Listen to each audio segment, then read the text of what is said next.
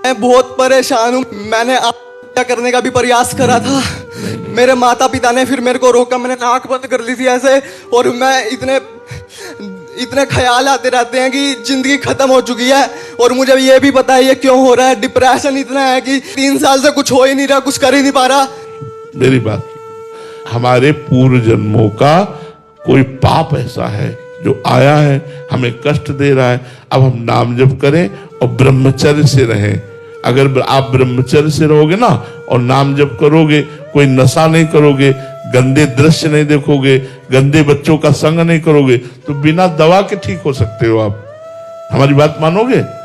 हाँ बच्चा, अब पहली बात तो आपका जो इस समय मानसिक स्तर है वो बिगड़ा हुआ है, इसको सुधारना होगा। थोड़ी हमारी प्रार्थना मान लो, राधा राधा नाम जप करो, कोई गंदा भोजन मत करो, कोई गंदे बच्चों से मत मिलो, और ये सोचना बंद करो कि आप डिप्रेशन में हो। अगर ये सोचना बंद कर दोगे तो आप ठीक हो जाओगे। हमारी बात मान लो। महाराज जी, आप पर विश्वास ही नहीं हो पाता है। जैसे मैं सुनता तो हूँ राधा राधा, जब मन अंदर से कहता है नहीं राधा राधा से कुछ हाँ, वो क्या है फल मिलेगा कि नहीं। सुनो, पूर्व का जब पाप अंदर आता है ना, तो वो भगवान, संत, भक्त इन पर अश्रद्धा करवाता है। लेकिन जैसे हम कड़वी दवा भी खाते हैं ना, तो हमारी रुचि नहीं है पर हम खाते हैं, ऐसे ही मान करके राधा राधा जपो, नाम जप करो, भगवान तुम्हारा मंगल करेंगे। वो बड़े मंगल भवन है। आपके ऊपर कृपा ना हुई होती तो आप वृंदावन ना आए होते। आपके ऊपर कृपा है ना, आप हमारे सामने बात कर रहे हैं, तो इसलिए प्रसन्न हो जाओ और नाम जप करो।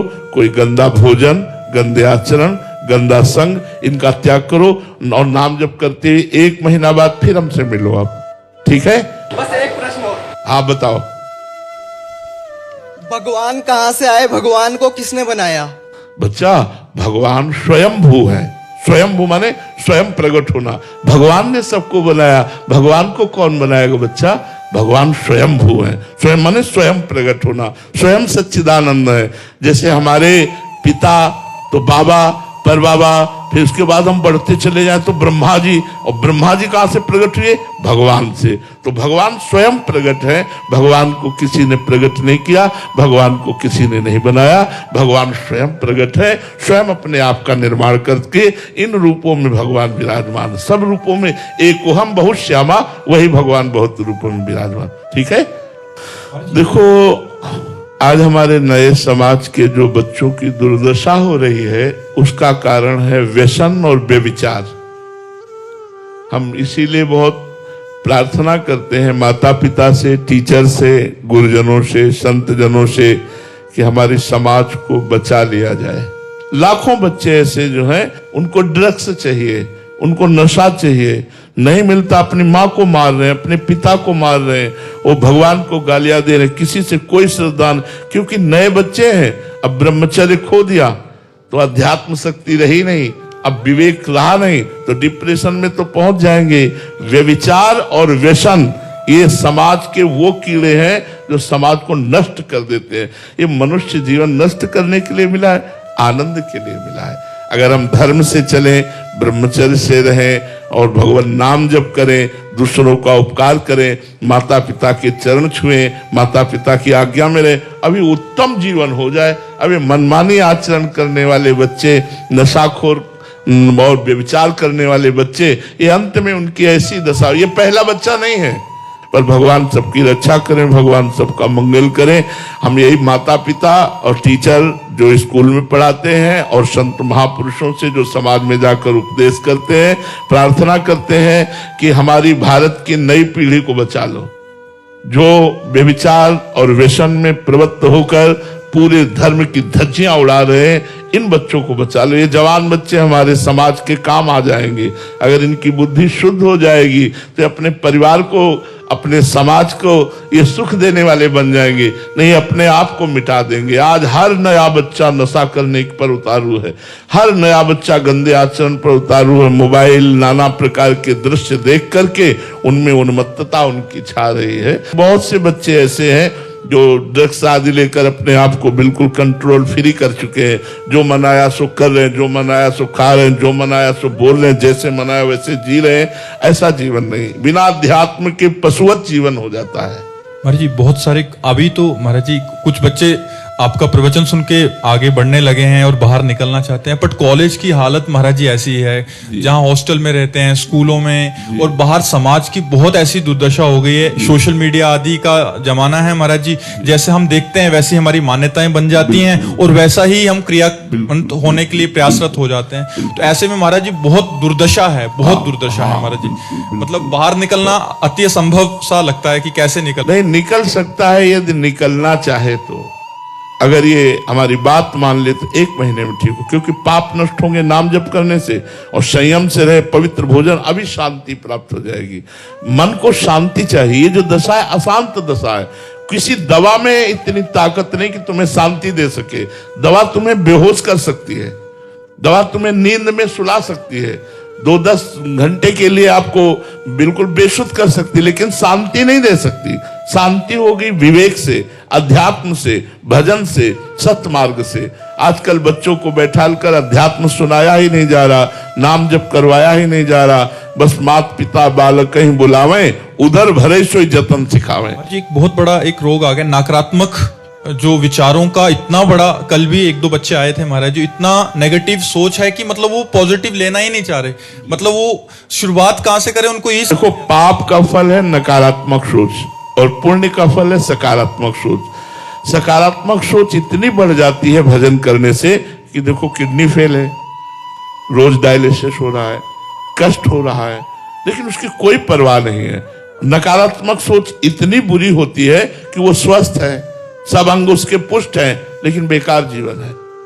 पाप और पुण्य ये 2 कर्म हैं।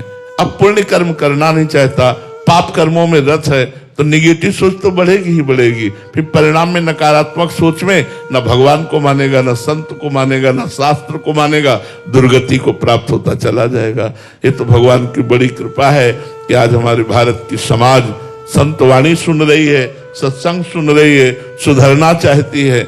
और नए बच्चे अधिकतर, तो हम बड़ी भगवान की कृपा मान रहे हैं कि भगवान की कृपा से आज हमारी वाणी को नौजवान लोग सुनते हैं, सुनकर सुधरना चाहते हैं। पर यदि वो सुधरना ना चाहें तो हमारी ताकत नहीं कि हम सुधार सके। संख्य लोग आते हैं जो ऐसी ही परेशानियों से युक्त थे, नाम और अच्छे आचरण और अच्छा जीवन व्यतीत करने जैसे गुरुजनों के वचनों के अनुसार उनका जीवन महाराज जी एकदम बदल गया। पूरा परिवार ही मतलब परिवर्तित हो गया उनके स्वभाव के कारण। बिल्कुल बदल जाएगा, बिल्कुल बदल जाएगा।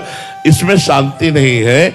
भोगों में, रुपया में, पद में, प्रतिष्ठा में, नशा में, इसमें शांति नहीं। शांति है धर्म से चलो, माता पिता की आराधना करो, जो बुजुर्ग जन है, गुरुजन है, उनकी सेवा करो, नाम जप करो, पढ़ लिख कर अच्छे अधिकारी बनो, समाज की सेवा करो। अब ये सब शिक्षाएं कहाँ मिल रही हैं? स्कूलों में, हॉस्टलों में स्वतंत्र रूप से बच्चे मनमानी आचरण कर रहे हैं, जिन आचरणों का परिणाम ये सामने आ रहा है कि वो सभा को विचलित करना चाहते हैं। निगेटिव भावों की इतना जोरदार है कि उनको कुछ चमत्कार दिखाओ तब उनके समझ। और ये सबसे बड़ा चमत्कार है बुद्धि का शांत हो जाना, बुद्धि का पॉजिटिव हो जाना, बुद्धि का भगवान में लग जाना। यही सर्वोपरि चमत्कार है, और कोई चमत्कार नहीं। मन बुद्धि को शांति मिल गई, सबसे बड़ी बात है। एक गरीब आदमी लेकिन संतोष करता है, वो शांत है, वो धर्म से चल रहा है, बड़ा सुखी है। और एक करोड़पति अरबपति वो परेशान है, निगेटिव विचार, भय, चिंता, शोक, व्यभिचार। तो आध्यात्म के बिना ये जगत अशांत रहेगा। अध्यात्म ही परम शांति प्रदान करेगा। अब अध्यात्म में चलना थोड़ा कठिन है, अध्यात्म में चलना कठिन है। यदि चल दिए और स्वाद मिल गया तो परम आनंद को प्राप्त हो जाएंगे, परम शांत हो जाएंगे। कुल सार है कि नकारात्मक ऊर्जा जो अंदर उत्पन्न होती है वो हमारी ही पाप कर्म है, अधर्म आचरण से, और पुण्य कार्य और जो अध्यात्म से चलने वाले व्यक्ति के अंदर एक सकारात्मक ऊर्जा है। हाँ बिल्कुल, इसी से हर व्यक्ति को थोड़ी देर ही सही, हम तो कहते 24 घंटे में यदि 24 मिनट आप भगवान का नाम जप करेंगे तो आपको शांति मिलना प्रारंभ हो जाएगी। आप खुद देख लीजिए, आपको आनंद प्राप्त होना शुरू हो जाएगा। आप खुद देख लीजिए, 24 घंटे में 24 मिनट समय दे दीजिए और राधा राधा आप जप कीजिए। आप देखिए आपका कितना परिवर्तन होता है। थोड़ा लंबे समय तक कीजिए। साथ तो दीर्घ काल निरंतर सत्कार से भी तो दृढ़ भूमि, दीर्घ काल तक निरंतर यदि आदर सहित नाम जप किया जाए तो चमत्कार दिखा। उसमें मन ना लगे तो महाराज जी, तो भी मन ना लगे तो भी हम भोजन पाते हैं, मन ना लगे तो भी पेट भरी जाता है ना। ऐसे मन ना लगे और नाम जप करे तो हमारा मंगल हो जाए। भाव कुभाव अनख आलसहु नाम जपत मंगल दिश दसो, दसों दिशाओं में मंगल हो जाएगा यदि हम भगवान का नाम जप। केवल जिव्या से महाराज जी जपते रहे, केवल जिव्या, यद जिव्यागे वर्तते नाम तुभ्यम अहोवत सुपृष्टो गरियान, यद जिव्यागे वर्तते। वो सबसे श्रेष्ठ पूजनी बन सकता है यदि वो अपनी जिव्या से भगवान हरि का नाम जप करे, राधा राधा नाम जप करे, राम राम नाम जप करे। बड़ा चमत्कार नाम जप में, बड़ा चमत्कार नाम जप में। आप नाम जप करके देखो, परम शांति मिलेगी, परम आनंद मिलेगा और इस लोक की भी संपत्ति मिलेगी। परलोक तो मिलेगा भी, इस लोक में भी आप आनंदित रहेंगे। नमक रोटी खाएंगे लेकिन आप प्रसन्न रहेंगे। आप भले थोड़ा सा कम पैसे की जीवन व्यतीत करें, साइकिल से चल रहे हैं, थोड़ा वैसे कपड़े नहीं है, लेकिन आप अंदर से बड़े आनंदित रहेंगे। बड़ी बड़ी गाड़ियों से चल रहे हैं, अशांत हैं, जल रहे हैं, निगेटिव विचार, वासनाएं, चिंता, शोक, भय, ये सब खाए जा रहे। बिना अध्यात्म के कैसे बच सकते हो? अध्यात्मवान होना पड़ेगा। महाराज जी, बाहरी गाड़ी मोटर बंगला यश हो जाना शांति का सूचक नहीं है महाराज जी, शांति अंदर का ही विषय है जी।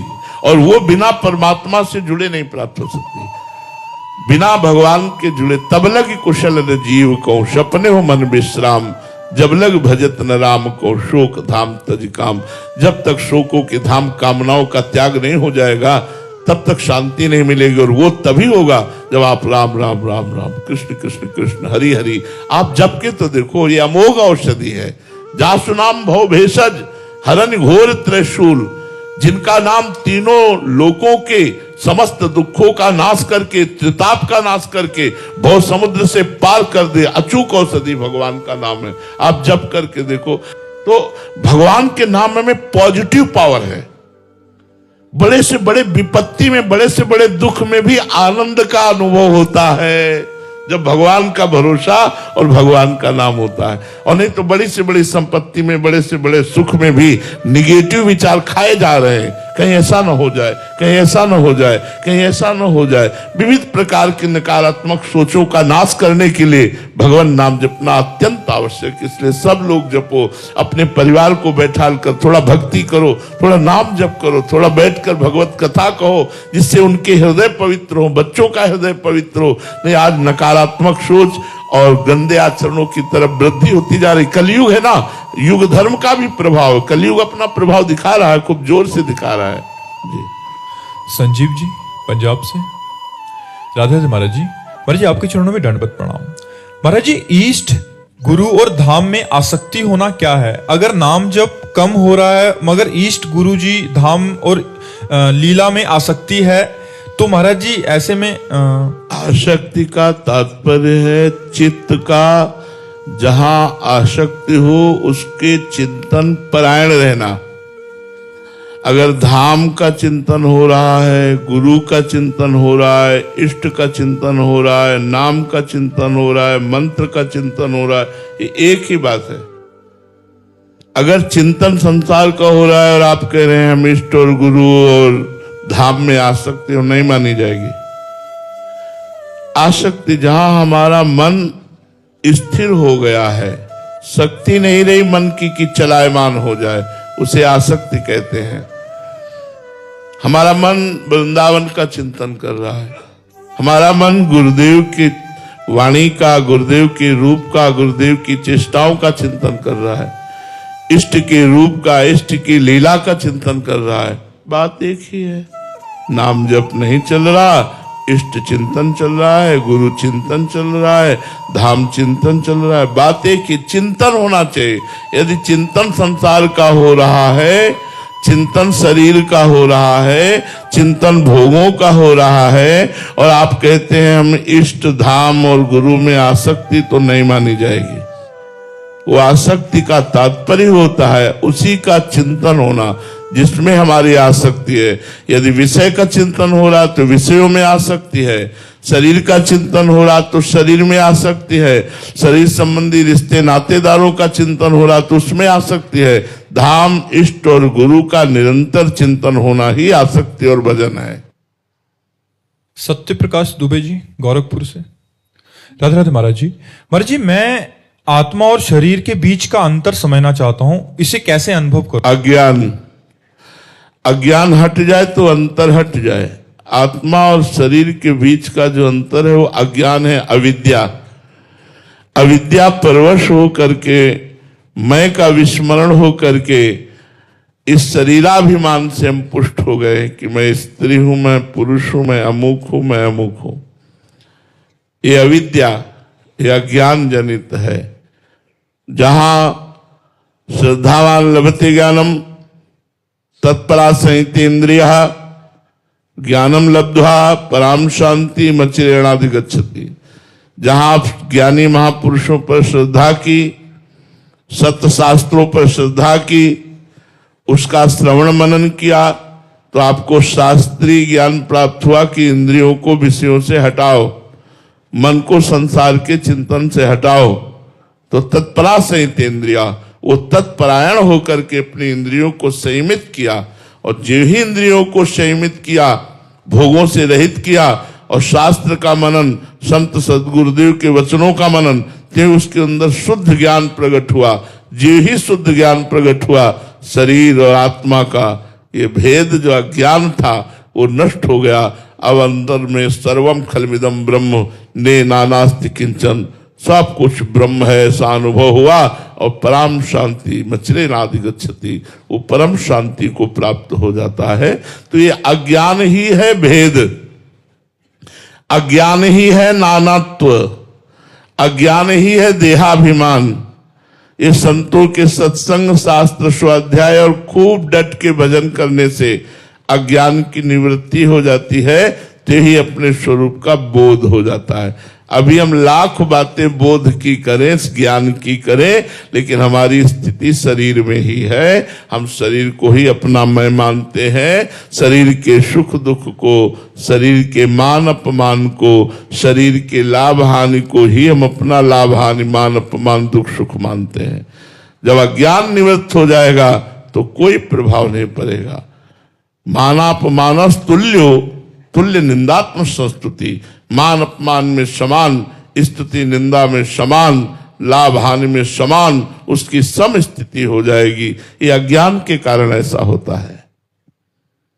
महेश प्रजापति जी, पाली से। राधे राधे महाराज जी। महाराज जी, मैं 2 वर्ष से आपका निरंतर एकांतिक वार्तालाप सुन रहा हूं, वह निरंतर दिनचर्या भी चल रही है आपकी कृपा से। लेकिन महाराज जी, तृणादपि सुनिचेन तरोरपि सहिष्णुना अमानिनान मानदेन कीर्तना सदाहरी जैसी अवस्था में धारण मैं कर पाऊं, ऐसी मेरी स्थिति नहीं है। हर वक्त मन दूसरों के दोषों में ही लगा रहता है। ये बहुत गलत बात है। परदोष दर्शन, परदोष कथन और परदोष श्रवण, ये साधक को कभी आगे नहीं बढ़ने देते, भ्रष्ट कर देते हैं। यहां तक हम कह सकते हैं कि आपकी साधना भी नष्ट हो जाएगी। अगर ये परदोष दर्शन का स्वभाव रहा, किसी वैष्णव, किसी संत के दोष दर्शन करके उनका वर्णन कर दिया, उस पर आप चिंतन विचार करने लगे, श्रवण करने लगे, तो आपकी साधना नष्ट हो जाएगी। पर निंदा करना, पर निंदा श्रवण करना, ये सब महत् सुकृत नष्ट करने वाले हैं। पर निंदा के किए ते आवत नहीं कछु हाथ, मूर्ख पर्वत पाप को ले चल अपने साथ। दूसरों का दोष दर्शन, दूसरों की निंदा का कथन, दूसरों की निंदा का श्रवण, हाथ तो कुछ लगना नहीं, पाप की पोटरी बांधकर नरक जाना होता है। भक्तन निंदा अति बुरी, भूल करे जिन कोई, किए सुकृत बहु जन्म के छिन्न में डारे खोए।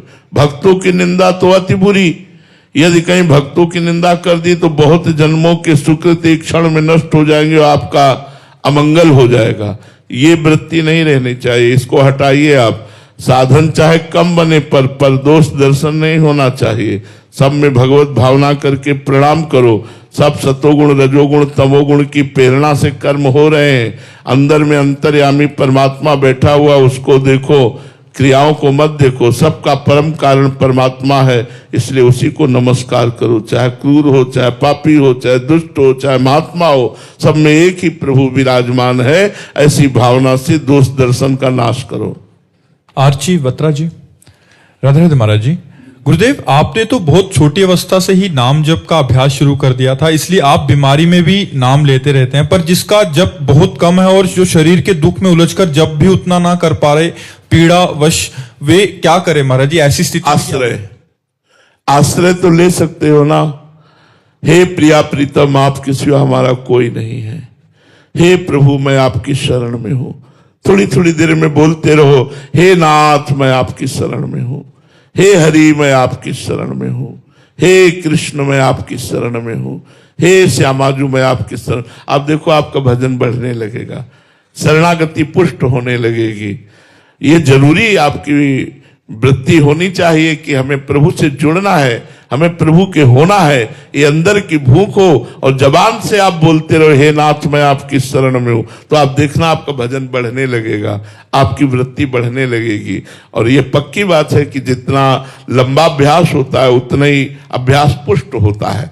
अब जैसे बचपन से अभ्यास किया गया है, हम आपसे बातचीत कर रहे हैं, लेकिन हमारे दिमाग में वही छाया है। जो हम एकांत में चिंतन करते हैं वो दिमाग अलग चल रहा है। जैसे आप सुन रहे हो, दो काम हो रहे हैं, आप सुन रहे हो लेकिन अंदर कुछ और चल रहा है। ऐसे ही हम बोल रहे हैं पर अंदर कुछ और चल रहा है, साथ में चल रहा है। ये अभ्यास योग युक्तेन चेतसा नान्यगामिना, ये अभ्यास से होता है। ये बात तो पक्की है, पर आज से हम अभ्यास अपना बढ़ाएं, भगवान की शरणागति की भावना लाएं, जिससे हमारा भजन बनने लगेगा। वर्षा जी, राधे राधे महाराज जी। महाराज जी, आपने सत्संग में कहा था कि बोलने की इच्छा भी ना हो, फिर भी अगर आप व्यवहार में हो तो बोलो और स्वयं को गुप्त रखने का प्रयास करो। परंतु गुरुदेव, जहां देखो व्यर्थ वार्ता में लगे लोगों से ही सामना होता है। ऐसे में संतुलन बनाना बहुत कठिन सा हो रहा है। कहीं चार लोग शामिल होते हैं तो प्रपंच की वार्तालाप ही होती है। अगर उठ के चले जाओ तो शरीर संबंधी या लोग अपमान मान लेते हैं कि महाराज जी, ऐसे में सबको प्रसन्न रखना बड़ा कठिन सा हो रहा है भजन मार्ग पे। अगर आप संसारिक वार्ता करते, घर गृहस्थी की वार्ता करते, परिवार संबंधी वार्ता करते, अब ना इन रहे हेमा ठौर, अब हमारी जगह नहीं रह गई। पर हम आपकी बात सुनेंगे, हम शांत बैठे हैं चुपचाप, ना दृष्टि देंगे और ना हाँ बोलेंगे। हमारा मंत्र चल रहा है, नाम चल रहा, बैठे हैं, बोलते रहिए आप। चिड़ियां चहचहा रही, बस ऐसी आवाज सी आएगी, हमारी पकड़ में कुछ नहीं आएगा आप क्या बोल रहे हैं। तो परमार्थी को ऐसा रखना चाहिए अपना व्यवहार। मान लो पति है या सास है या ससुर है या परिवार के जन है, वो बात करना चाहते हैं और हम अगर बात नहीं करेंगे तो फिर विरोध पैदा हो जाएगा। तो घर गृहस्थी में थोड़ा सा अपने को ढील देकर, नाम का आश्रय लेकर थोड़ी बात कर लेनी चाहिए। ज्यादा प्रपंच में चित्त नहीं देना चाहिए, उनको बोलने देना चाहिए, अपना सुनना चाहिए। बीच बीच में अवसर मिले तो अच्छा, हाँ वो समझने बहुत अच्छे से सुन रहा है, और नाम जप करते रहना चाहिए। अंकित अग्रवाल जी, यूएसए से, राधे राधे महाराज जी। महाराज जी, शरणागति की क्या क्या स्टेजेस हैं? जैसे प्रारंभिक शरणागति, मध्यम या पूर्ण शरणागति, और इनके लक्षण क्या हैं कि ये हम में आ गया है एक से दूसरे? हाँ, शरणागति का प्रथम शरणागति वाचिक होती है, वाणी से। वाचिक शरणागति पूर्णतम मानी जाती जब वाणी से संसार की व्यर्थ चर्चा बंद होकर भगवान की चर्चा हो। परस्परानुकथनम पावनम भगवद यशा, परस्पर परम पावन भगवान की चर्चा होने लगे। हम वाणी की शरणागति तब मानेंगे जब बोधयंता परस्परम कथयंत च माम नित्यम तुष्यंत च रमंत च। हम वाणी से भगवत चर्चा करें, भगवान नाम कीर्तन करें, भगवान नाम जप करें, भक्तों की बातें करें, भगवान की बातें करें। और भगवान की शरणागति में वचन का बहुत बड़ा महत्व होता है। हे प्रभु मैं आपकी शरण में हूं, ये वाणी की शरणागति हुई। फिर ये हृदय में उतरती है, तब मन की शरणागति होती है। मन कहने लगता है प्रभु मैं आपकी शरण में हूं, और उसके जो संकल्प विकल्प होते हैं वो भगवान से जुड़ने लगते हैं। उसकी जो भी क्रियाएं होती हैं शरीर की, तो उसका कर्ता होता है संकल्प विकल्प करता मन। क्रियाएं तब होती है, पहले उसका कारण मन है। जब तक मन संकल्प विकल्प नहीं करेगा, बुद्धि निश्चय नहीं करेगी, अहंकार स्वीकार नहीं करेगा, तब तक क्रियाएं नहीं होंगी। तो जो भी कर्म बने वो मन से सोचे कि ये मैं भगवान के लिए कर रहा हूं। चाहे व्यापार हो, नौकरी हो, या किसानी हो, या कोई भी कार्य हो, हम धन कमा रहे हैं परिवार के पोषण के लिए। परिवार है श्री भगवान का, इसलिए ये भगवान की आराधना हुई। ऐसा मन से सोचना, मैं भगवान की शरण में हूं, तो मन भगवान के चरणों में समर्पित हो जाता है। और तन से सारी क्रियाएं, जितनी भी क्रियाएं हो, चाहे इष्टम दत्तम तपो जप्तम व्रतम यच्चात्मना प्रियम। इष्ट माने यज्ञ, यज्ञ दान जप तीर्थ स्नान, और यच्चात्मना प्रियम, जो भी अपने को प्रिय लगता है वो सब भगवान को समर्पित कर देना शरीर का समर्पण हो गया। तो तन से, मन से, वाणी से जब हम भगवान की शरण में हो जाते हैं तो हमारे लक्षण प्रकट होने लगते हैं। निर्भय, निसंकोच, निश्चिंत, किसी भी तरह की विपरीत भावना का ना आना, हर समय आनंद में प्रभु के चिंतन में डूबे रहना। इसीलिए परम ज्ञानी, परम बोधवान सनक सनंदन सनातन सनत कुमार हर समय हरिशरणम हरिशरणम हरिशरणम ऐसा जपते रहते हैं। इसलिए वाणी से भगवान नाम जप करो, भगवत कथा वार्ता करो, हृदय से भगवान की शरण में हो जाओ। शरीर की सारी चेष्टाएं भगवान को कृष्णार्पणमस्तु। तो आपका मन वचन कर्म जब समर्पित हो जाएगा तो आप निश्चिंत हो जाओगे, निर्भय हो जाओगे, निःशोक हो जाओगे। ये नकारात्मक सोच जड़ से नष्ट हो जाएगी, परमानंद का अनुभव होने लगेगा। श्री राधा वल्लभ लाल की।